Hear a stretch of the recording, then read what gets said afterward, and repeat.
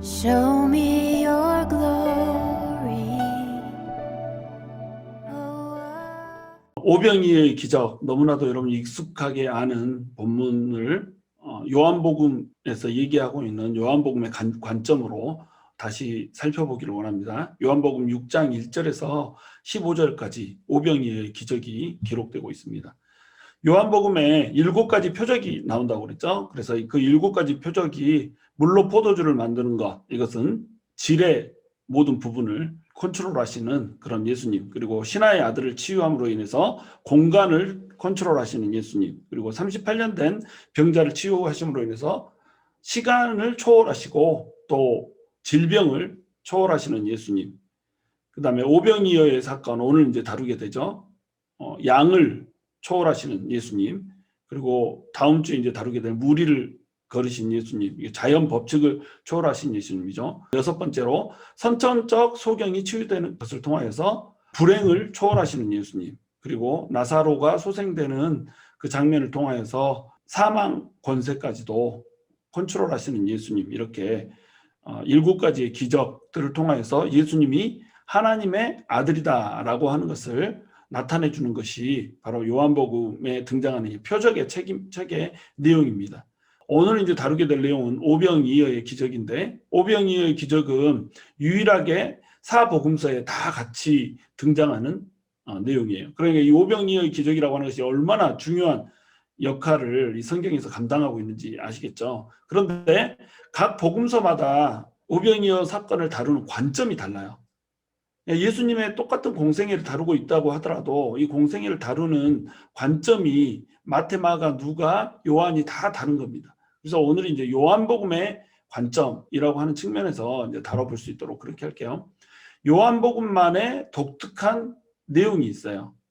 첫 번째는 이제 디베리아라고 갈릴리 바다를 부른다는 겁니다. 1절에 보시면 그 후에 예수께서 디베리아의 갈릴리 바다 건너편으로 가심에 큰 무리가 따르니 이는 병자들에게 행하시는 표적을 보았음이로라, 이렇게 말하고 있죠. 디베리아의 갈릴리 바다 건너편으로 가심에, 이렇게 돼 있어요. 여러분 지도에서 보시듯이 오병이의 표적은 빨간색 점으로 돼 있는 베세다라고 하는 장소에서 이루어졌거든요. 그럼 이 베세다라고 하는 장소에서 이루어졌기 때문에 공간복음에서는 베세다 들판 또는 베세다 주변에 있는 산에서 이 일이 이루어졌다라고 기술을 하고 있는데, 유독 요한복음에서는 디베리아의 갈릴리 바다 건너편이라고 이렇게 표시를 해놔요. 디베리아 바다라고 갈릴리 바다를 부르기도 했거든요. 베세다가 아닌 디베리아 건너편으로 이렇게 이 얘기를 하고 있는 이유가 뭘까요? 그걸 우리가 이제 좀 살펴볼 필요가 있어요. 갈릴리 호수에는 여러 가지 이제 다른 이름들이 있습니다. 첫 번째 이름이 뭐냐면 갈릴리라고 하는 이름이에요. 갈릴리의 뜻은 둥글다는 뜻이죠. 그래서 여러분 지도에 보시면 그 파랗게 동그랗게 되어 있는 큰 원, 이것이 바로 갈릴리 바다입니다. 동그랗게 생겼죠. 그래서 갈릴리 이렇게 불렀던 겁니다. 근데 이 호수 이름을 긴네렛 호수 이렇게도 불렀어요. 어떤 사람은 호수라고도 하고 어떤 사람은 바다라고도 하는데 왜 성경이 이렇게 틀리냐, 이렇게 딴지를 걸 수가 있어요. 그런데 바다에 나가보지 않은 사람은 이 호수가 너무 크기 때문에 이 호수를 바다라고 불렀던 겁니다. 근데 누가처럼 이제 바다에 두루 다녀봤고 또 이방인들을 대상으로 책을 썼기 때문에 갈릴리 호수를 바다라고 불러버리면 지중해 연안에 살고 있는 로마 사람들이 보기에는 웃기는 거예요. 이게 무슨 바다냐, 이게 호수지, 이렇게 되는 거죠. 그래서 바다에 나간 경험이 있었던 누가라고 하는 사람은 갈릴리를 바다라고 부르지 않고 호수라고 불렀던 거예요. 근데 마태나 뭐 요한 같은 경우는 갈릴리 촌 사람들이잖아요. 그러니까 이 사람들은 갈릴리를 호수라고 부르지 않고 이제 바다라고 불렀던 겁니다. 이거는 너무 큰 거예요.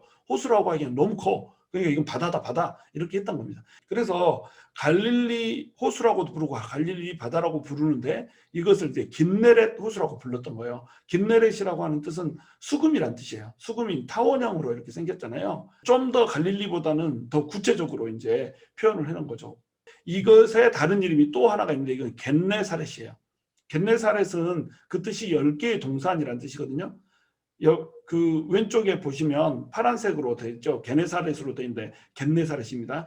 겟네사렛이라고 하는 지방에서는 갈릴리 바다를 겟네사렛 호수라고 이렇게 불렀던 거예요. 자기의 관점에서 바라보면서 이제 부르는 겁니다. 그래서 겟네사렛 호수 이렇게 하면 겟네살에서 바라보는 호수구나, 이렇게 이제 이해를 하시면 되는 거죠. 같은 장소인데 다른 이름으로 이제 부르고 있을 뿐인 겁니다.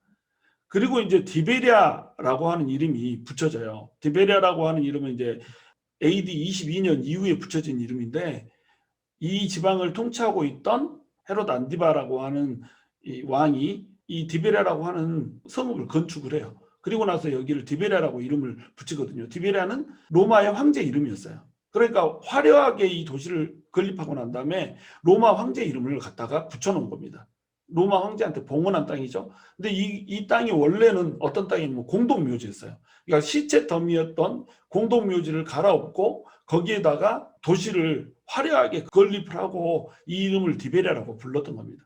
그러니까 갈릴리 사람들은 여기를 공동묘지였다는 것을 알기 때문에 부정한 곳으로 여겼어요. 그러나 디베리아 근처에 갈릴리 호수가 있기 때문에 이쪽에서 갈릴리 바다를 바라볼 때는 디베리아 호수 또는 디베리아 바다 이렇게 불렀던 겁니다. 근데 유독 이제 요한은 여기를 디베리아라고 하는 이름으로 부르고 있는 거예요. 여기서 디베리아라고 하는 이 표현을 쓰고 있는 이유, 베세다라고 하지 않고 굳이 갈릴리 바다, 디베리아의 갈릴리 바다 건너편이라고 표현하고 있는 이유는 다분히 의도적인 목적이 있는 거예요.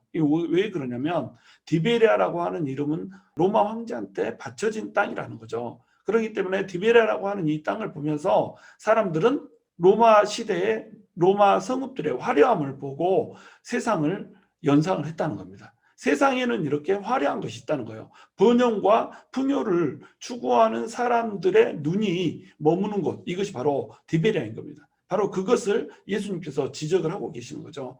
여러분 보시면 저 위쪽에 그 가이사랴라고 하는 지역이 있죠. 가이사랴라고 하는 이름이 두 군데가 있어요. 맨 왼쪽 제 바로 머리 옆에 이게 빨간색으로 또 가이사랴 이렇게 돼 있죠. 제 귀 왼쪽 귀 위에 가이사랴라고 써져 있는 이것도 가이사랴고, 저 위에 맨 꼭대기에 있는 빨간색으로 돼 있는 것도 가이사랴라고 하는 이름으로 돼 있어요. 그 위에 있는 가이사랴는 똑같은 이름이 두 군데가 있기 때문에 이걸 구분하기 위해서 빌립보 가이사랴라고 불렀던 거예요. 헤롯 빌립이라고 하는 왕이 가이사랴라고 하는 성읍을 만들었어요. 이 성읍을 만들고 성읍을 가이사랴한테, 그러니까 시저한테 봉헌을 한 겁니다. 그럼 시저한테 봉헌하려면 이 도시는 어떻게 하겠어요? 엄청나게 화려했겠죠. 그리고 온갖 로마 시대의 그 우상들과 황제의 신전까지도 이렇게 마련을 해놓고 있는 이런 땅이었던 거예요. 근데 빌립 왕이 지었기 때문에 빌립보 가이사랴 이렇게 불렀던 겁니다. 이처럼 이 시대를 상징한다고 할 수 있는 도시들이 있었던 거예요. 디베리아, 가이사랴, 이 도시들은 전부 로마 황제한테 바쳐진 도시였단 말이죠. 이 화려한 도시들이 있는 이런 세상 가운데서 유대인들, 다시 해서 이스라엘 백성들은 어떤 마음을 가지고 있었을까요? 황제의 이름이 하나님의 땅에서 걸어져 있고 황제의 이름으로 지어진 도시들이 있다라고 하는 거, 이 상황 가운데 이들은 자기들이 로마의 압제 가운데 살고 있다는 것을 절감하면서 살았을 거란 말이에요. 그래서 이스라엘 사람들은 디베라를 볼 때마다, 가이사랴를 볼 때마다 이 땅의 화려함, 이것들을 보고 세상을 꿈꾸며 세상의 화려함들을 보고 현혹되어 살아가지만 로마의 압제 가운데 있다라고 하는 이 현실을 지금 감당하고 살아야 되는 거예요. 그러니까 세상의 화려함과 그 이면에 있는 로마의 압제라고 하는 어두움, 이 가운데서 이 사람들이 살아가고 있는 겁니다. 그럼 이 사람들은 어떤 꿈을 갖게 될까요?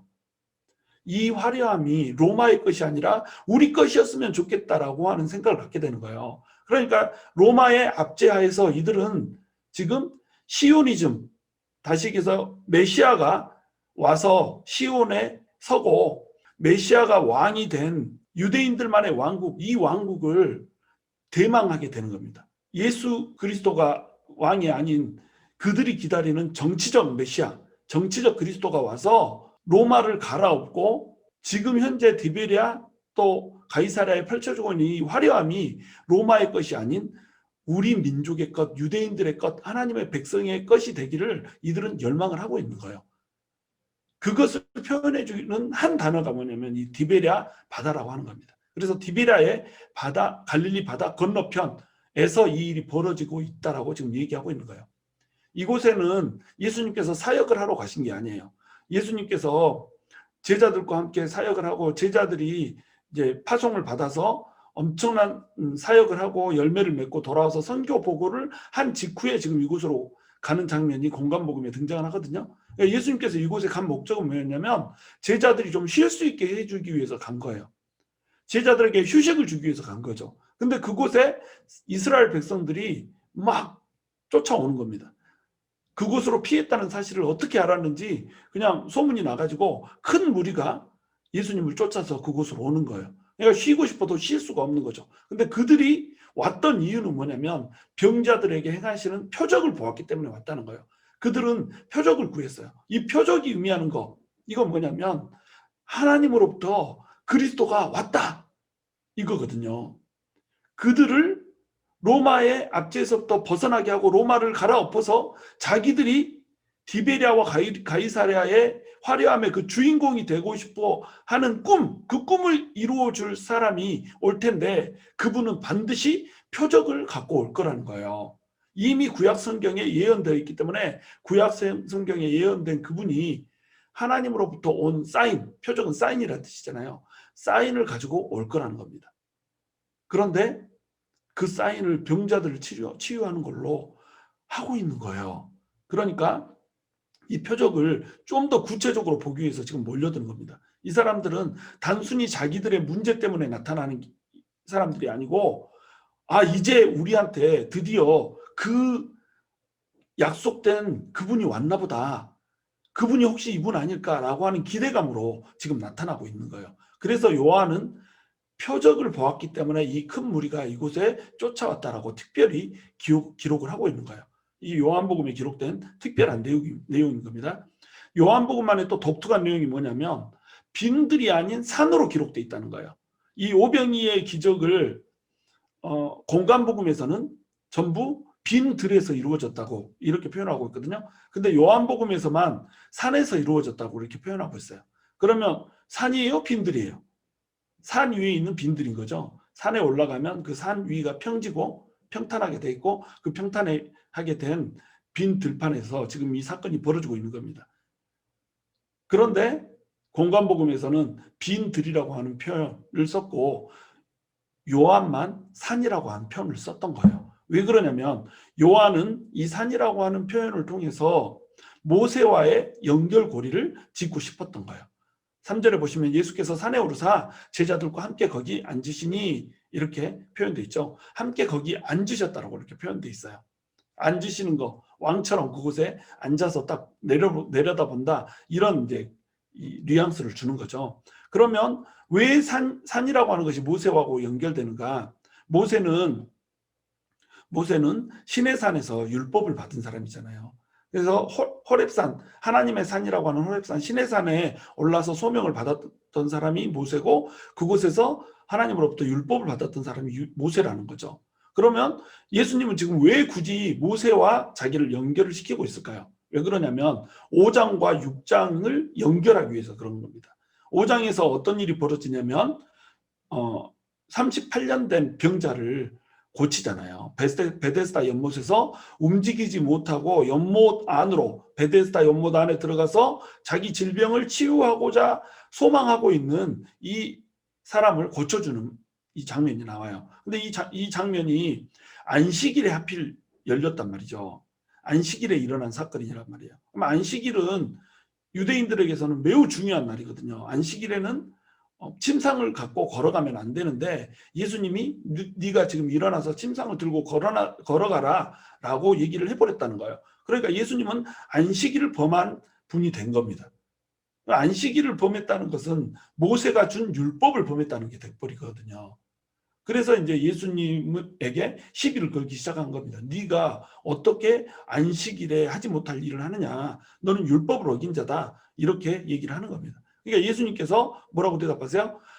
안식일에 하나님이 아버지가 일하고 계시므로 나도 안식일에 일한다. 내가 안식일의 주인이다. 내가 안식일을 제정한, 율법을 제정한 바로 하나님의 아들이다. 그러므로 나도 일을 한다. 이렇게 이제 얘기를 한 겁니다. 그랬더니 이제 예수님이 신성모독을 했다고 하면서 예수님을 잡아서 죽이려고 하는 시도를 하는 거예요. 그랬더니 예수님이 마지막에 이제 결말을 5장에서 어떻게 내리냐면 너희가 모세의 기록도 믿지 못하는데 나의 말을 어떻게 믿겠느냐. 모세의 기록, 하나님도 아니고 하나님의 아들도 아니고 그냥 사람의 한 명이었던 모세가 기록한 것도 너무 어마어마해서 너희가 다 이해를 하지 못하고 믿지 못하는데 없하나님의 아들인 내가 얘기하는 그 얘기를 너희가 어떻게 이해를 하겠냐 이거예요. 도무지 너의 발로는 내 말을 쫓아올 수 없을 것이다. 이 얘기를 해주는 겁니다. 그러면서 6장에 이제 오병이어 사건으로 이어지는 거예요. 그러니까 모세보다 더 탁월하신 분, 모세가 상징하고자 했던 원래 그 메시아, 원래 그 그리스도, 원래 그 하나님의 아들, 그 하나님의 아들을 지금 오병이어라고 하는 사건을 통해서 이제 그려내겠다라고 하는 의도로 예수님께서 산에서 이 일을 베풀고 있다라고 지금 얘기를 하고 있는 거예요. 그러니까 모세는 예수님을 예표하는 사람인 겁니다. 이후에 보면 이제 산에서 이루어져 있고, 그 다음에 6월절에 이 사건이 펼쳐지고 있고, 또 만나를 내려주신 것처럼 아무것도 먹을 것이 없는 곳에서 먹을 것을 만들어주는 예수님으로 지금 그림이 그려지고 있단 말이죠. 그러니까 이 예수님은 지금 뭐하고 비슷해요? 모세가 베풀어줬던 기적들과 비슷한 일들을 하고 있는 겁니다. 모세가 산에서 율법을 받았죠. 모세가 6월절에 이스라엘 백성들을 애굽에서 건져냈죠. 모세 시대에 하나님께서 만나를 내려주셔서 광야에서 유리하고 있는 이스라엘 백성들에게 먹을 것을 제공하셨죠. 모세 때 일어났던 일들이 그대로 예수님에게서 다시 더 크고 더 웅장한 모습으로 벌어지고 있는 거예요. 바로 이 사실 때문에 모세가 예수님의 예표고 모세가 상징하고 있었던 원래 그 실체 예수님이 오셨다는 거예요. 모세가 얘기했던 나와 같은 선지자, 바로 그 선지자가 왔다는 거예요. 예표된 모세의 실체가 이제 왔기 때문에 너네는 그 선지자의 말을 믿으라 라고 명령했던 모세의 말처럼 예수님의 모든 말을 들어야 된다는 거예요. 구약 성경에서 얘기하고자 했던 그 모세의 실체, 모세가 보내주고 줄 것이라고 예언했던 그 선지자가 왔다는 거예요. 그러니까 이 오병이의 사건을 보면 예수님이 바로 그 선지자라고 하는 사실을 알고 예수 그리스도를 믿어라. 그래야 너네가 산다. 이 얘기를 해주고 싶었던 겁니다. 그 다음에 요한복음만의 독특한 내용을 또 한 가지 얘기하자면 6월절이라고 하는 표현을 쓰고 있는 거예요. 요한복음에서만 이 사건이 6월절에 일어나고 있다고 표현을 하고 있어요. 4절에 보시면 마침 유대인의 명절인 6월절이 가까운지라 이렇게 설명하고 있죠. 이 사건이 6월절 절기에 일어나고 있다는 거예요. 6월절 절기에 이 사건이 일어나고 있다라고 하는 기록을 했던 이유는 뭐냐면 지금 시간적 흐름이 어떤 시점인가 이걸 말해주고자 하는 게 목적이 아니에요. 지금 어떤 시점에 지금 이 사건이 벌어지고 있는가 이걸 명확히 해주고자 하는 목적이 아니고 오병이어 사건의 의미를 명확히 하려는 목적으로 이걸 기술하고 있는 겁니다. 그러니까 6월절에 이 사건이 벌어지고 있기 때문에 이 사건이 의미가 있는 사건이라는 거예요. 그걸 얘기해 주기 위해서 지금 유대인의 명절인 6월절이 가까운 때에 바로 이 사건이 벌어지고 있다라고 요한은 기록을 하고 있는 겁니다. 그럼 6월절은 어떤 날인가요?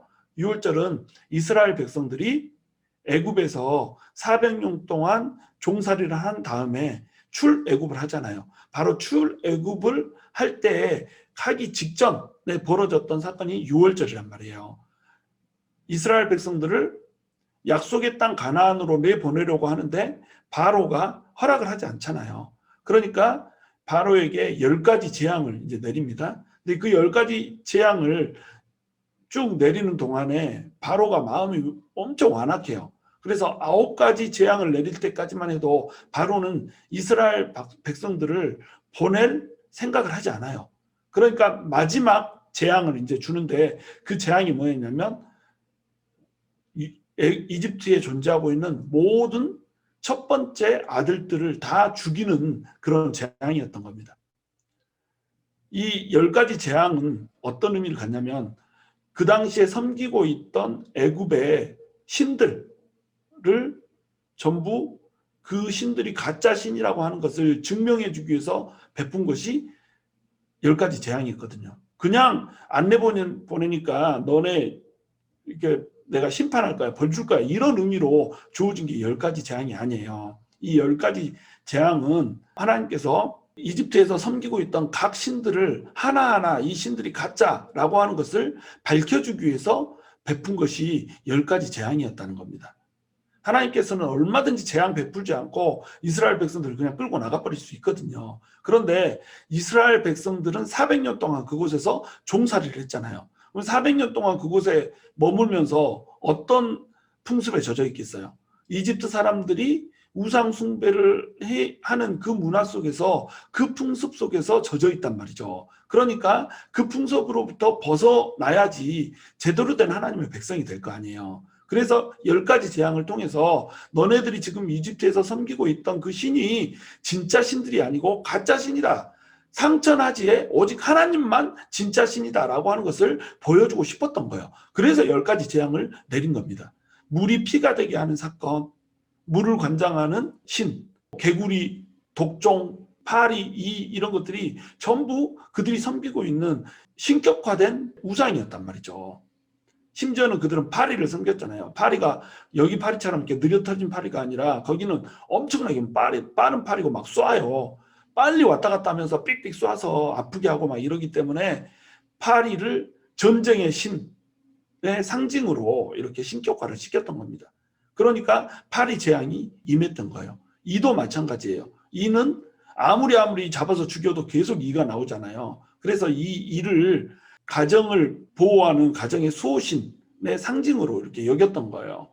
그러니까 이의 재앙, 먼지를 날리니까 전부 이가 돼서 득실득실 이가 들끓게 되는 이런 재앙들을 내린 거예요. 한 가지 한 가지가 전부 다 그들이 섬겼던 신의 상징이었던 거예요. 그러니까 이것들이 가짜라고 하는 것을 깨트려 주는 것이 바로 10가지 재앙이었단 말이죠. 근데 이 10가지 재앙의 끝이 바로 누구냐면 이 바로였다는 겁니다. 바로는 자기가 신이 인간이 되어서 온 신의 현현이라고 자기를 주장을 했던 겁니다. 그러니까 너네 아들이나 좀 지켜보고 그 얘기할래? 네가 신이라는 얘기할래? 신이라면서 자기 아들 하나 지키지 못하니? 이 얘기 해주려고 장자들 전부 다 죽여버린 거예요. 바로까지 전부 다 너네는 신이 아니고 가짜 신이다라고 하는 것을 보여주려고 10가지 재앙을 베푼 겁니다. 바로 이것을 통과하면서 비로소 이스라엘 백성들을 내보내는 이런 일들이 일어나게 되는 거죠. 그러면 10가지 재앙의 마지막 재앙인 제10재앙, 이때 첫 번째 아들은 전부 죽잖아요. 이집트에 있는 첫 번째 아들들은 전부 다 죽어버려요. 그러면 이스라엘의 자손들도 첫 번째 아들은 다 죽어야 될 거 아니에요. 이집트에 살고 있기 때문에. 그런데 하나님께서는 그들을 살리고 싶으신 겁니다. 그래서 양의 피를 문설주에 바르면 살 수 있게 이렇게 만들어 놓은 거예요. 양을 잡아서 그 양의 피를 받아가지고 집에 문설주와 문기둥에 바르면 살 수 있게 이렇게 해놓은 거예요. 문지방과 문설주에 이렇게 바르면 어떻게 되죠? 이 십자가 모양이 되잖아요. 십자가 모양의 그 피를 보면 죽음의 사자가 넘어갈 거라는 거예요. 그것이 바로 유월절인 겁니다. 유월절이 뭐냐면 넘어서 간다는 뜻이에요. 월담할 때 월자고 지나갈 유자, 이걸 써서 지나서 넘어간다, 이런 뜻인 거예요. 이게 유월절이에요. 죽음의 사자가 양의 피를 보면 죽어서 넘어간다라고 하는 의미를 갖는 것이 바로 유월절이라는 겁니다. 그래서 양의 피를 바른 자는 살게 될 거라는 거예요. 이 어린 양이 예표하는 게 누구예요? 바로 예수 그리스도라는 겁니다. 이들은 양을 잡아서 피를 바르고 그 양고기를 어떻게 했어요? 내장까지 전부 다 잡아서 구워 먹었잖아요. 머리, 고기, 편육, 할 것 없이 전부 다 구워서 먹었단 말이에요. 그러면 이들은 왜 이것을 구워 먹었을까요? 왜 삶아 먹으면 안 되나요? 하나님이 직화구이를 좋아하시는 건가요? 그게 아니고 삶아 먹는 문화는 애굽의 문화였던 거예요. 그러니까 애굽의 문화를 벗어나서 애굽이 아닌 다른 문화, 다시 얘기해서 구워 먹는 걸로 구분을 했던 겁니다. 애굽 사람들과 세상 사람들과 구분되게 너네가 살아라는 의미를 갖는 거예요. 그래서 그 양의 살을 먹으면 너네가 산다는 거예요. 양의 피를 바르고 양의 고기를 먹은 자만 살게 될 거라는 거예요. 이 사건이 정확히 얘기하고 있는 게 뭐냐면 예수 그리스도의 십자가 사건인 거예요. 그래서 요한복음에 세 번의 유월절이 그려지고 있는데 이 세 번의 유월절이 성전을 헐라. 그러면 내가 다시 세울 것이다. 그 다음에 오병이어 사건, 그 다음에 십자가에 달리신 사건, 이 세 가지 사건이 유월절이 일어난 사건으로 요한복음에는 기록되고 있는 거예요. 예수님의 공생애가 3년이라고 하는 사실, 이거를 정확히 성경에서는 기록한 게 아니거든요. 근데 우리가 예수님이 공생애가 3년이라는 거 어떻게 알죠? 바로 공관복음에는 나오지 않지만 요한복음에 사건이 유월절 사건이 3번 기록되고 있기 때문에 유월절은 1년에 한 번씩 일어나잖아요. 그래서 유월절이 3번 기록되었으므로 3년으로 우리가 생각을 하는 겁니다. 그래서 예수님의 공생애가 3년이라고 이렇게 얘기를 하는 거예요. 그러면 그 공생애 때 일어난 각각의 사건들이 말하고 있는 게 뭐냐면 성전을 헐라는 거예요. 성전을 헐라라, 이 말은 진짜로 성전 헐라는 얘기가 아니었잖아요. 예수님이 성전이라는 거예요. 예수님을 죽이면 예수님께서 3일 만에 다시 살아나겠다, 이 얘기를 한 겁니다. 지금 예수님께서 사람들 대신에 죽고 다시 부활하겠다라고 하는 예언을 해주신 거예요. 그 다음에 세 번째 이제 사건이 뭐냐면 유월절에 예수님께서 십자가에 달려서 죽으신 겁니다. 실제로 예수님께서 이스라엘 백성들뿐만 아니라 모든 열방의 모든 민족들을 대신해서 죽으시고 인류를 구원하시겠다라고 하는 것을 선포하신 날, 이것이 유월절 사건이었단 말이죠. 출애굽의 구원이 어린 양을 통해서 베풀어졌던 그 구원이 바로 지금 십자가 사건을 통해서 어린 양 대신 예수 그리스도가 죽으심으로 그대로 벌어지고 있는 거예요. 그러면 오병이어 사건이 유월절에 일어나고 있는 이것을 두 번째 사건으로 기록하고 있는데 이것의 의미는 뭘까요? 너희가 출애굽 사건 때 유월절 어린 양을 먹었던 것처럼 어린 양을 먹으라는 거예요. 어린 양의 피를 바르고 어린 양의 고기를 먹고 그들이 살았던 것처럼 너네가 어린 양을 먹어야 산다, 이 얘기를 지금 해주고 싶은 겁니다. 그래서 요한복음에서는 특별하게 이게 유월절에 이 일이 벌어지고 있다라고 하는 것을 기록을 해주고 있는 거예요. 어린 양을 먹는 자만 살 거예요. 그래서 요한은 오병이어의 사건을 뭘로 연결하냐면 생명의 떡 설교로 연결을 하는 거예요. 6장 하반부에 보면 생명의 떡 설교가 나오거든요. 이 생명의 떡 설교를 왜 하느냐? 오병이어라고 하는 사건이 너네한테 떡 5개 물고기 2개로 너네 배나 채우고자 하는 이런 사건이 아니라는 거예요. 너네한테 정말로 생명의 떡을 먹으면 영원한 생명을 누릴 수 있을 것이라고 하는 영원한 생명에 대한 가르침을 주기 위한 것이 바로 오병이어 사건이다라고 하는 것을 가르쳐 주고자 했던 겁니다. 그래서 그것을 표현하고자 집어넣은 단어 하나가 뭐냐면 바로 유월절이라고 하는 단어인 거예요. 유대인의 명절인 유월절이 가까울 때에 이 사건이 일어나고 있다라고 하는 것을 기록하고 있는 요한복음만의 독특한 기록, 이것이 들어가고 있는 이유는 바로 유월절에 오병이어 사건이 일어난 것이 영원한 생명을 주기 위한 예수님의 그림, 예수님의 메시지를 전달하기 위한 것이라고 하는 것, 이것을 우리가 기억을 해야 된다는 겁니다. 그 다음에 이제 또 한 가지 독특한 내용은 뭐냐면 이 오병이어 사건을 베풀기 전에 예수님께서 제자들을 시험했다라고 하는 장면인 거예요.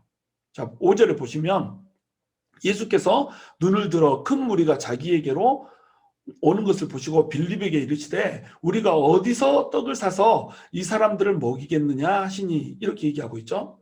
빌립이라고 하는 이름이 나와요. 다음 절에 보시면 이제 안드레라고 하는 이름이 또 나오죠. 자, 빌립, 안드레라고 하는 이름을 구체적으로 해요. 이 빌립도 안드레도 모두 벳세다 사람이었잖아요. 벳세다에서 오병이어 사건이 벌어지고 있는데 벳세다 사람들이 이제 이름이 딱 등장을 하죠. 벳세다 사람들이 특별히 이제 자기 고향이니까 좀 더 많은 관심을 가지고 이 사람들을 지켜봤던 것 같아요. 하여튼 예수께서 눈을 들어서 빌립에게 이르시되 우리가 어디서 떡을 사서 이 사람들을 먹이겠느냐라고 질문을 해요. 그리고 나서 6절에 어떻게 나오냐면 이렇게 말씀하시면 친히 어떻게 하실지를 아시고, 예수님은 어떻게 하실지 안단 말이에요. 예수님이 이미 오병이어의 기적을 베풀어서 이 사람들을 먹일 계획을 가지고 계세요. 이미 그렇게 할 것을 이미 아세요. 그런데 빌립을 시험하고자 이 질문을 하고 계신 겁니다. 그랬더니 빌립이 뭐라고 대답해요? 각 사람으로 조금씩 받게 할지라도 200데나리온의 떡이 부족하겠습니다. 이렇게 얘기를 하고 있는 거예요. 그럼 예수님은 도대체 뭘 시험하고 싶었던 걸까요? 예수님께서는 빌립이 예수님을 어떻게 바라보고 있는지를 시험하고 싶었던 거예요. 예수님께서는 빌립에게 네가 그리스도인 나를 바라보느냐 아니면 세상을 바라보느냐, 그리스도인 나를 바라보느냐 아니면 지금 떡이 없다라고 하는 현실을 바라보느냐, 이 질문을 하고 있는 겁니다. 그러니까 결국 질문의 의도가 뭐예요? 너희에게 내가 누구냐? 너희에게 내가 누구냐? 이 질문을 하고 있는 거예요. 모든 사람 5천 명이 넘는 사람들, 뭐 장정만 5천 명이었으니까 2만 명가량 되잖아요. 2만 명이 전부 굶주려야 되는 이 상황 가운데 먹을 것이 하나도 없고 이들이 줄여야 되고 너무 먼 곳에서 왔기 때문에 갈 길이 먼 사람들, 이 사람들이 가다가 굶어 죽게 생겼는데 그럼 이 사람들에게 음식을 먹일 수 없는 이 상황, 이 현실 앞에서, 이 답답한 현실 앞에서 너희는 나를 누구라고 부르겠느냐, 이렇게 얘기를 하고 있는 겁니다. 이 질문을 하고 있는 거예요. 이게 예수님의 시험인 거예요. 나를 뭘로 보느냐. 그런데 빌립은 예수님을 인간 중에 한 명으로 인식을 하고 있다는 거예요. 예수님을 신으로 인식을 못하고 있는 겁니다. 그렇게 많은 기적들을 보여주고 그렇게 많은 표적들을 보여줬음에도 불구하고 예수님을 신으로 인식을 하지 못하고 있어요. 정확한 예수님에 대한 인식이 없는 겁니다. 예수님을 제대로 보지 못하면 현실이 그저 답답할 뿐이에요. 200데나리온의 떡이 부족하겠습니다. 200데나리온은 뭐예요? 8개월치 임금이잖아요. 8개월치 임금을 가지고도 이 사람들을 다 먹일 수가 없습니다. 이 현실이 정말 답답하네요. 이 말하고 있는 겁니다.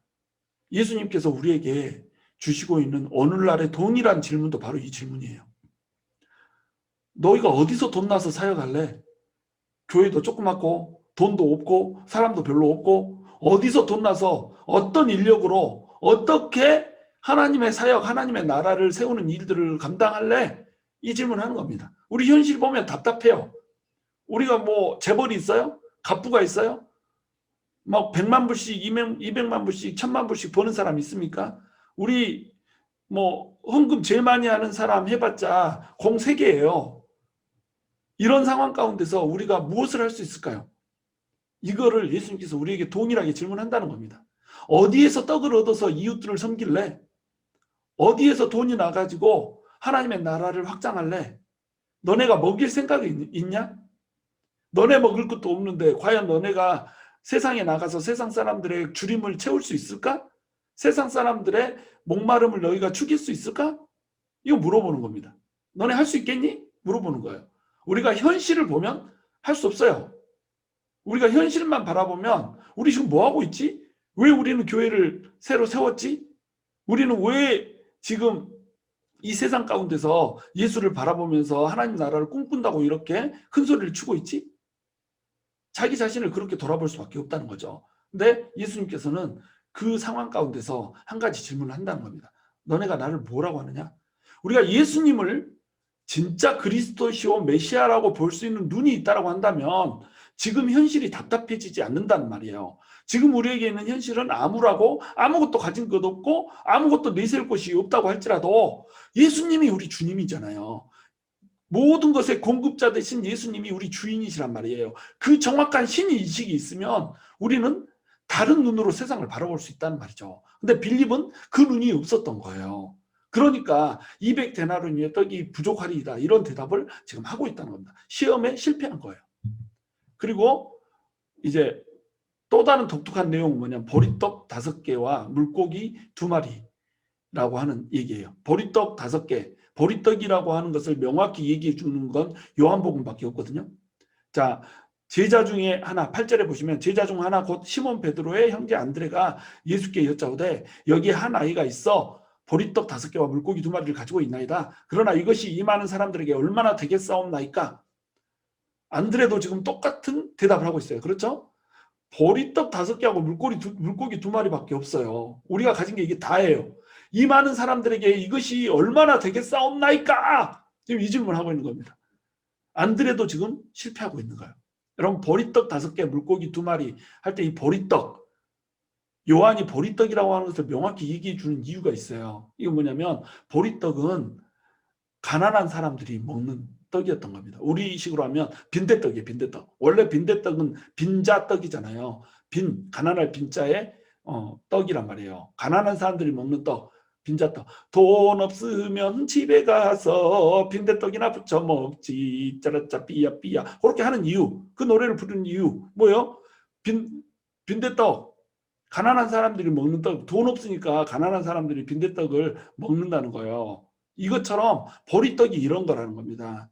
돈 없는 가난한 사람들이 먹는 떡, 볼품 없는 떡, 이 떡이라는 거. 이거 고작 5개 가지고 있는 거예요. 상품의 음식이 있는 게 아니란 말이죠. 그 다음에 물고기 2마리. 이 물고기도 광어, 우럭 이거 아니에요. 도다니 아니에요. 참치 아니에요. 엔초비였다면 엔초비. 간 해놔가지고 피클처럼 절여서 이거 보리떡 먹을 때 보리떡 그냥 들어가면 퍽퍽하니까 여기에 간 맞춰주려고 먹는 게 물고기 2마리였다니까요. 요거 가지고 지금 어린아이가 온 겁니다. 그럼 이 어린아이가 온 요 보리떡 5개와 물고기 2개 이거 가지고 할 수 있는 게 뭐겠어요? 상황을 보면 답답한 거예요. 안드레도 지금 이 상황을 보고 있는 겁니다. 와, 우리한테 있는 거 이거 보리떡 5개, 물고기 2마리. 와, 빈대떡, 빈자떡 5개, 엔초비, 멸치대가리 2개. 이거 가지고 우리 뭐 할 수 있겠냐 말이에요. 이 많은 사람들에게 이게 얼마나 되겠습니까? 입으로 한 번씩 핥고 지나가도 이거 안 되겠습니다. 이 말을 하고 있는 겁니다. 현실을 바라보면 아무것도 할 수가 없는 거예요. 이 시험에 안드레도 똑같이 실패를 하고 있는 거죠. 그런데 예수님께서는 어떤 메시지를 주고 싶어 하세요? 아무것도 갖지 못한 너네, 고작 보리떡 5개밖에 안 되는 너네, 고작 엔초비밖에 안 되는 너네 가지고 내가 일하겠다, 이거 보여주고 싶은 거예요. 우리는 자꾸 그런 생각해요. 우리는 아무것도 아니야. 맞죠? 우리 아무것도 아니에요. 그런데 우리가 아무것도 아니기 때문에 우리는 누구를 의지해요? 예수님을 의지하잖아요. 아무것도 아니기 때문에 예수 그리스도가 우리의 강함이 되신다는 거죠.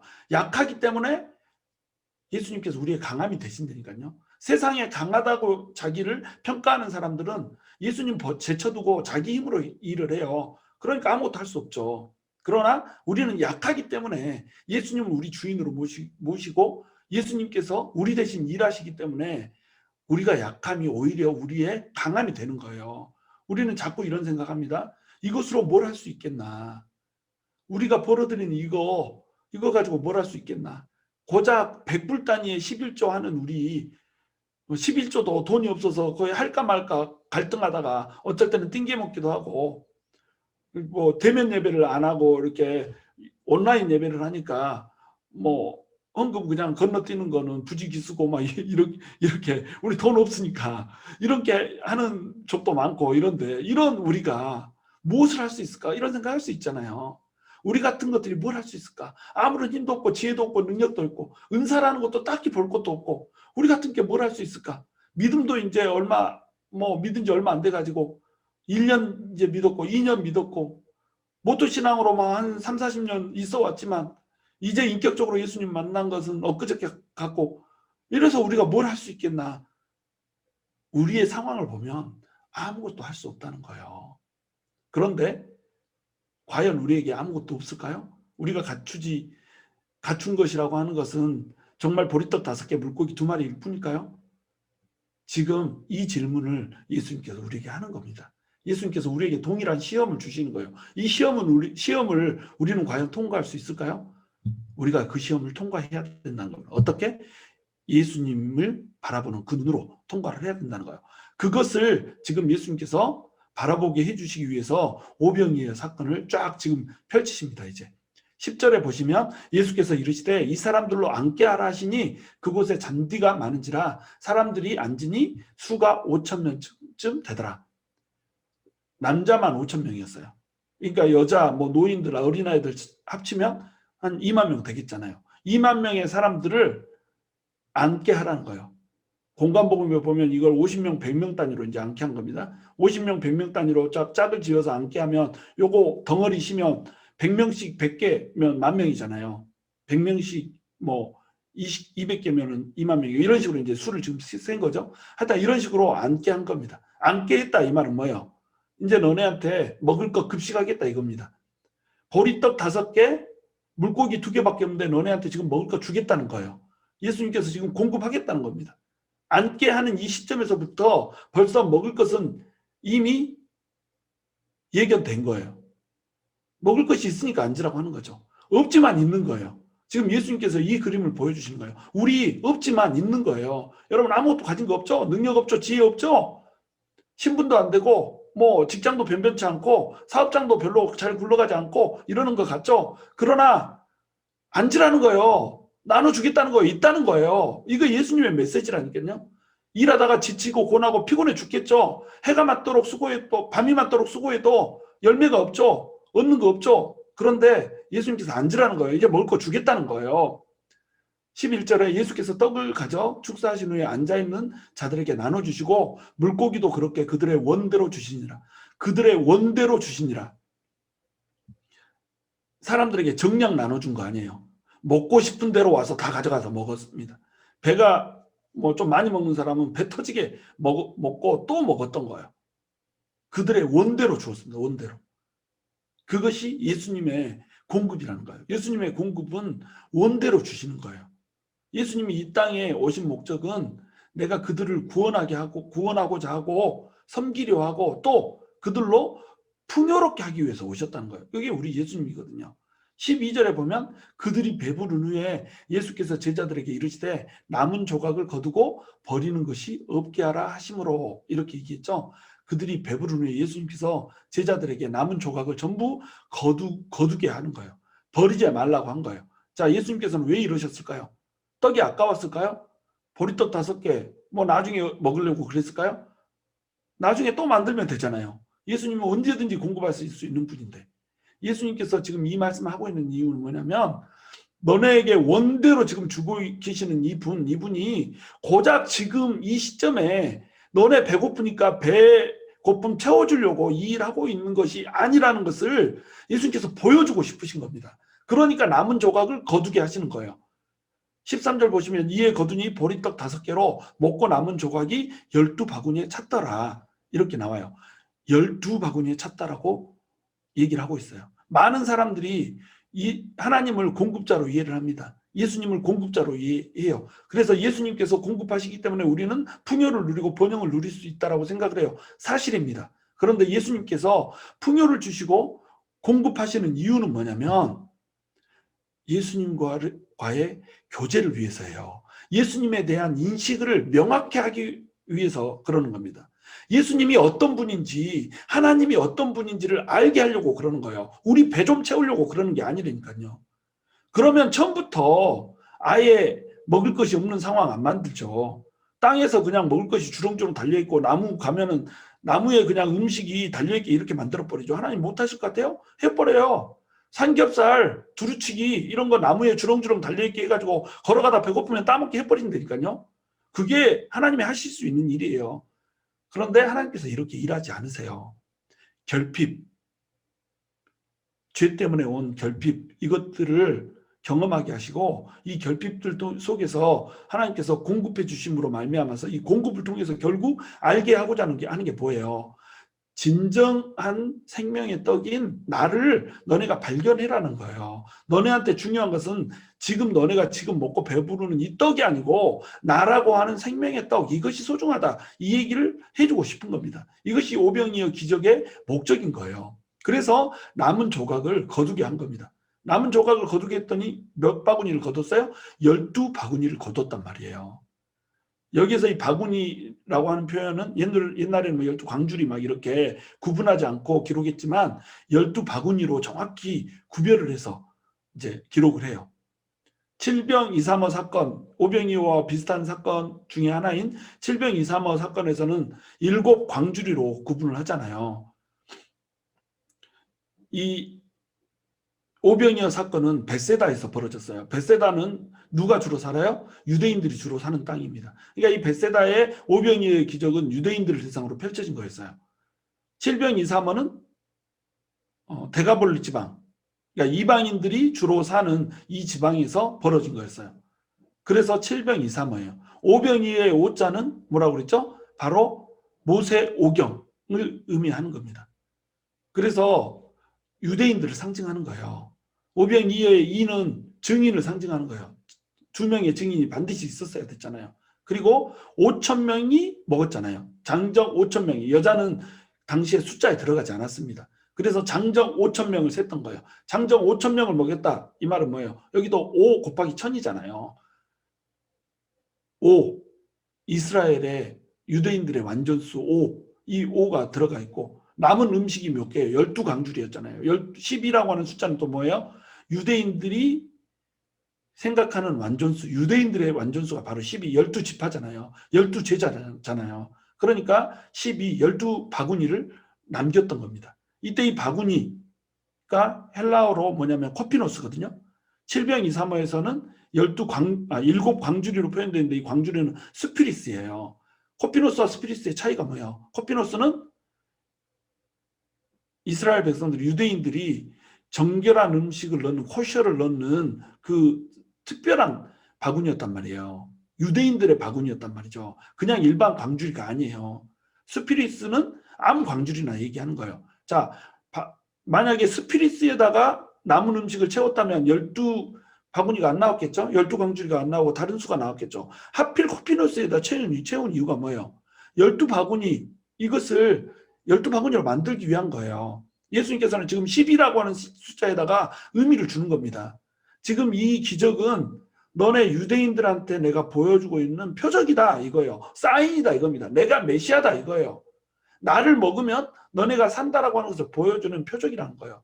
그러면 이것은 유대인들한테만 이 표적을 주면 되는가? 안 돼요. 그러니까 7병2사모 기적을 주는 거예요. 7병2사모 할 때 7의 숫자는 뭐라 그랬죠? 동서남북 4 더하기 3이잖아요. 3. 삼위일체 하나님을 뜻하는 거고 완전수 3. 하나님의 완전수 3을 뜻하는 거고 동서남북 세상의 완전수 4 합쳐서 7이 완전수가 되는 거예요. 이 7도 완전수고 12도 완전수지만 7은 이방인들의 완전수인 거예요.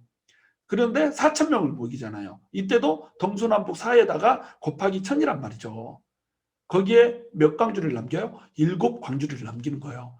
여기도 마치 코피노스에다가 마찬가지로 걷었으면 어떻게 되겠어요? 숫자가 달라지겠죠. 그런데 스피리스에다가 거두게 한단 말이에요. 왜? 7이라고 하는 숫자를 맞추고 싶었던 겁니다.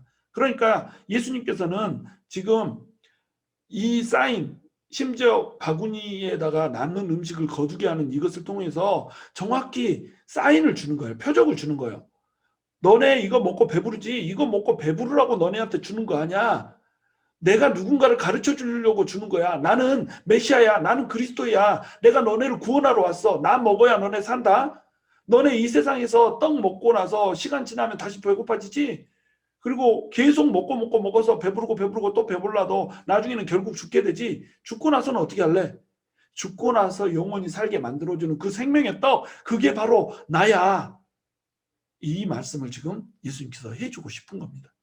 그래서 오병이어의 기적을 지금 요한은 자기만의 독특한 관점으로 자기만 기술하고 있는 내용으로 지금 쓰고 있는 거예요. 14절에 보시면 그 사람들이 예수께서 행하신 이 표적을 보고 말하되 이는 참으로 세상에 오실 그 선지자라 하더라. 그러므로 15절 예수께서 그들이 와서 자기를 억지로 붙들어 임금으로 삼으려는 줄 아시고 다시 혼자 산으로 떠나가시니라. 이렇게 얘기하고 있죠. 자, 오병이어 사건이 오해를 낳았어요. 오병이어 사건을 통해서 이 사람들은 제대로 된 인식 하나를 발견해요. 이는 참으로 세상에 오실 그 선지자라. 제대로 봤죠. 그 선지자 맞아요. 모세가 얘기했던 세상에 보내주기로 한 바로 그 선지자, 그게 예수님이에요. 오병이어 사건이 일어나면서 그들은 예수님이 그 선지자구나 라고 하는 것을 알게 됐어요. 왜? 지금 광야에서 만나를 내려주고 있는 그 일, 만나를 내려줘서 이스라엘 백성들을 먹였던 그 일과 동일한 일이 예수 그리스도를 통해서 펼쳐지고 있는 겁니다. 만나를 내려서 먹을 것이 없는 백성들을 먹였듯이 지금 오병이어의 기적을 통해서 먹을 것이 없는 사람들을 먹이고 있는 거예요. 모세와 똑같잖아요. 지금 산에서 지금 그 일을 하고 있는 거예요. 그리고 유월절에 그 일을 하고 있는 거예요. 그들은 딱 인지를 한 겁니다. 아, 이분이 바로 그 선지자다. 그런데 이들은 그 선지자가 어떤 역할을 하는지를 알지를 못했던 거예요. 그들은 이 선지자가 유대인들만을 세상을 통치하는 그런 민족이 되게 해줄 그런 사람으로, 유대인들만을 위해서 온 선지자로 이렇게 이해를 했던 겁니다. 근데 예수님은 구약 곳곳에서 온 열방, 온 민족을 위해서 왕으로 오시는 분으로 묘사가 돼 있거든요. 그들은 이걸 몰랐던 거예요. 그래서 오해를 한 겁니다. 그래서 억지로 예수님을 붙들어서 억지로 예수님을 임금으로 만들어 가지고 이 세상을 정복해보자 라고 하는 의도를 가지고 예수님을 지금 붙든 겁니다. 이렇게 표적을 보고 그들이 나왔던 이유도 뭐였냐면 바로 이 목적으로 나왔던 거예요. 자기들의 나라를 세우고 싶었던 겁니다. 유대인들의 나라를 세우고 싶었던 거예요. 그 유대인들의 나라를 세우려면 필요한 게 누구예요? 왕이 필요한 거예요. 그 선지자가 필요한 거예요. 그리스도가 필요한 거예요. 그러니까 예수님이 그 선지자로 보여지니까 예수님을 왕으로 세워놓고 유대인들이 이 세상을 정복하는, 이 세상을 다스리는 그런 나라를 지금 세우고 싶은 거예요. 자, 그럼 이 나라는 누구 나라예요? 예수님의 나라예요? 자기들 나라예요? 자기들 나라를 만들고 싶어 했던 거예요. 철저히 오해하고 있는 겁니다. 지금 하나님께서는 하나님의 나라를 세우고 싶은 거거든요. 성경은 전체 주제가 뭐냐면 하나님의 나라예요. 근데 앞에 괄호가 들어가죠.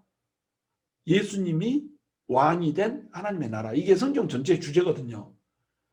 그러니까 우리가 성경을 읽을 때도 하나님 나라의 관점이라고 하는 걸로 읽어야 되는 거예요. 하나님 나라라고 하는 관점으로 이 성경을 읽어야 제대로 성경을 이해할 수가 있는 겁니다. 그런데 그들은 하나님 나라를 쏙 빼놓고 자기들에게 풍요를 주고 자기들에게 번영을 주고 자기들을 잘되게 하는 이 자기들의 나라라고 하는 관점으로 성경을 읽었던 거예요. 구약을 읽었던 거예요. 그러니까 예수님이 안 보이죠.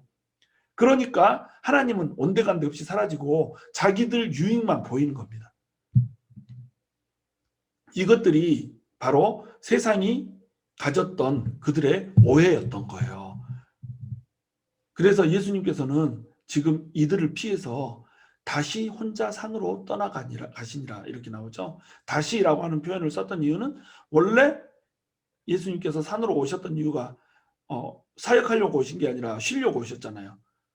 이 사역을 베풀고 나서 다시 혼자 산으로 떠난 거예요. 왜 혼자 산으로 떠났냐면 제자들도 이렇게 오해를 했던 겁니다. 제자들도 이 사건을 보면서 와우, 바로 이분이 우리가 기다렸던 그분이네 이렇게 기대를 했던 거예요. 제자들도 기대했던 이스라엘만의 왕국, 이것이 그들의 꿈이었던 거예요. 그러니까 예수님이 세우고자 했던, 제공하고자 했던 하나님의 나라와 제자들이 세우고자 했던 나라가 서로 일치를 하지 않았던 겁니다. 서로 달랐던 거예요. 여기에서 갈등이 생기는 거예요. 그래서 예수님께서 제자들을 배에 태워서 떠나보내고 예수님만 혼자 산으로 간 거예요. 예수님만 혼자 산으로 가서 기도를 하신 거죠. 모든 사람들이 왕으로 삼고자 할 때, 모든 사람들이 잘났다라고 칭찬을 하고, 모든 사람들이 잡아서 억지로라도 리더로 세우고자 할 때, 그때 예수님께서 하신 일은 뭐냐면 혼자 산으로 간 겁니다. 우리가 이래야 된다는 거죠. 예수님과 이들의 차이가 뭐냐면 이들은 자신의 영광을 구했어요. 자기 영광을 철저히 구하는 삼들이죠. 예수님은 어때요? 자기 영광 구하지 않아요. 세상 임금 관심 없어요. 세상 사람들이 억지로 붙들어서 세상의 왕 삼고자 하는데 예수님의 관심의 초점은 오직 어디 있어요? 아버지께서 나를 보내신 목적, 다시 얘기해서 하나님의 나라라고 하는 것에만 관심이 있는 거예요. 그러니까 임금으로 삼으려고 하는 그들을 떠나서 혼자 산으로 가는 겁니다. 우리가 취해야 될 태도가 바로 이런 태도라는 거예요. 내 나라 세우면 안 된다는 거예요. 예수님을 꼭두각시 왕으로 세워놓고 예수님이 잘 돼야지 내가 잘 되지. 예수님이 왕이 돼야지 내가 잘 되지. 예수님이 통치자고 예수님이 왕이니까 예수님은 우리에게 모든 풍요와 모든 번영을 줄 거야. 그러니까 예수님이 나의 왕이야. 이렇게 하면 이 신앙의 동기가 잘못됐다는 거예요. 그러니까 예수님께서 결핍을 주시고 또 예수님께서 공급을 끊으시는 순간에는 아이고 예수 믿었다 말짱 꽝이네 이렇게 나오는 겁니다. 그러니까 기도가 응답이 안 되고 오랫동안 상황이 답답한 상황이 이어지면 믿음에서 떠나고 신앙에서 떠나고 하나님께 원망 불평하고 이런 식으로 되는 거예요. 믿음의 출발이 잘못됐다는 거예요. 하나님의 나라에 관심이 있는 게 아니라 내 나라에 관심이 있는 겁니다. 하나님을 꼭두각시 왕으로 세워놓고 내 나라 세우고자 하는 거예요. 그러면 임금은 예수님인데 명분만 예수님이 임금인 거예요. 수렴청정하는 겁니다. 내가 정치하고 내가 다스리는데 예수님을 그냥 껍데기 왕으로 세워놓은 거예요. 예수님이 왕인데 딱 내가 대신이 더 힘이 있어가지고 왕이시여 이렇게 해주시옵소서. 그럼 예수님은 알겠소, 내가 공급하겠소 이러고 다 공급해줘야 되는 이런 분인 거예요. 예수님을 핫바지 왕으로 만들어 놔버린다는 겁니다. 이렇게 신앙생활 하지 말라는 거예요. 이것이 예수님의 메시지예요. 그래서 예수님께서 정확히 대조에서 보여주는 겁니다. 혼자 산으로 떠나가서 자기 영광 구하지 않고 정말로 하나님의 나라 위해서 하나님의 영광 구하는 그 모델을 예수님이 보여주시는 거예요. 우리가 사역 잘하고 글로리 교회가 막 부흥하고 이래서 뭐 하나님께서 능력 부어주셔가지고 막 권능이 임하고 뭐 치유의 은사가 임하고 막 귀신들이 쫓겨나가고 막 성도들이 들어오기만 하면 풍요와 번영을 누리고 우리 교회만 들어오면 막 잘 되네. 그러면 우리 마음속에 뭐가 싹 틀 수 있어요? 내 나라가 싹 터버린다니까요. 그래가지고 우리가 임금인 것처럼 이렇게 살아버린다는 겁니다. 이것이 잘못된 신앙이라는 거예요. 하나님께서 그런 복을 주신다 할지라도 하나님께서 그런 영광을 우리에게 부어주신다고 할지라도 우리는 누구를 왕으로 모셔야 돼요? 예수님만을 왕으로 모셔야 된단 말이죠. 하나님만을 왕으로 모셔야 된다는 거죠. 우리의 진짜 임금은 하나님이시고 우리의 삶의 목적은 내 나라가 아닌 하나님의 나라를 세우는 데 그 목적이 가 있어야 된다는 거예요. 그럴 때에 결핍이 와도 우리는 견딜 수 있는 거고 예수님을 향해서 우리가 몇 날 며칠 드렸던 몇 년씩 드렸던 기도가 응답이 안 된다고 할지라도 스틸 예수님을 왕으로 모시면서 예수님이 왕이시니까 예수님 마음대로 하시겠지. 예수님이 왕이시니까 예수님께서 다스리시겠지 하고 전적으로 예수님께 우리의 모든 것을 의탁하고 맡길 수 있는 수준의 믿음으로 된다는 거예요. 오병이어의 기적을 통해서 예수님께서 보여주고자 하는 것이 바로 이거였다는 거예요. 근데 사람들은 이 오병이어의 사건을 통해서 철저히 오해를 해버렸다는 겁니다. 그래서 전체 구조 속에서 이제 오병이어 사건을 좀 이해를 했으면 좋겠어요. 마지막으로 이거 딱 정리를 해드리고 이제 끝내고자 합니다. 38년 된 병자를 치유했어요. 이 38년 된 병자는 움직일 수 없는데 일어나 버렸어요. 이것이 정확히 이스라엘을 상징한다고 그랬죠. 죄 때문에 38년 동안이나 이 광야를 떠돌면서 일어날 힘이 없었던 이스라엘처럼 지금 이스라엘의 상황이 이렇다는 겁니다. 지금 유대인들의 상황이 이 38년 된 병자처럼 아무것도 할 수 없이 누워있는 이런 상황이라는 거예요. 우리의 상황이 꼭 그런 상황이라는 겁니다. 그런데 이 38년 병자를 치유를 해버려요. 근데 치유한 날짜가 언제? 안식일에 치유를 한 겁니다. 일부러 안식일에 치유하신 거예요. 일부러. 왜? 예수님께서 율법을 제정하신 분이라고 하는 거, 모세보다 큰 분이라고 하는 거, 진짜 왕이 왔다라고 하는 거, 이거 가르쳐주고 싶은 거예요. 그래서 안식일 논쟁이 벌어지고 이 안식일 논쟁 끝에 모세가 말한 것도 듣지 않는데 내 말을 듣겠냐라고 하는 말로 모세보다 큰 예수님이심을 나타내 주신 겁니다. 그럼 이거 말로만 나타내면 안 되잖아요. 그러니까 이걸 어떻게 해요? 오병이어라고 하는 이 표적으로 사인으로 나타내 보여주는 거예요. 이 표적을 나타내 보여주니까 사람들이 이제 깨닫죠. 아, 진짜 그 선지자 왔네. 이분이 바로 그리스도네. 이렇게 생각을 했던 거예요. 그런데 이들은 선지자에 대해서, 그 선지자에 대해서 예수 그리스도에 대해서 오해를 한 겁니다. 자기 나라를 삼으려고 했던 거예요. 그래서 왕으로 삼으려고 했던 거예요. 그러니까 예수님이 혼자 산으로 가셨고 제자들도 배에 태워서 따로 보낸 거예요. 그 배에는 이제 누가 없어요. 예수님이 없는 거예요. 배를 타고 제자들이 가는데 그 배에 예수님이 안 계신 겁니다. 그 얘기가 바로 뒤에 이어져요. 무리를 거리신 예수님 다음에 이어진 게 뭐냐면 생명의 떡 설교거든요. 샌드위치 기법을 쓰고 있는 거예요. 오병이어 사건, 생명의 떡 설교, 이 사이에다가 뭘 집어넣어요? 무리를 거르신 예수님을 집어넣는 겁니다. 그래서 이 사건이 통째로 하나인 거예요. 다른 사건이 아니라는 겁니다. 한 메시지를 지금 주고 싶은 거예요. 그래서 물 위를 걸으신 예수님을 통해서 뭘 주고자 하는 거냐면 예수가 배 위에 없는 상황, 이 풍랑의 시기가 올 거라는 거예요. 예수님이 십자가에 못 박혀 죽으시고 또 승천하여서 하늘로 올라가고 난 이후에 예수님 없이 제자들끼리 하나님의 나라를 세워야 되는 그 시기가 올 거라는 말이에요. 그 시기가 오면 풍랑이 칠 거예요. 이 풍랑이 뭐예요? 바로 로마의 핍박일 거 아니에요. 이 로마의 핍박이 오는 이 시기 가운데 너네가 이 답답하고 어두운 현실 가운데 뭘 볼래? 오병이어하고 이게 데자뷰처럼 겹치잖아요.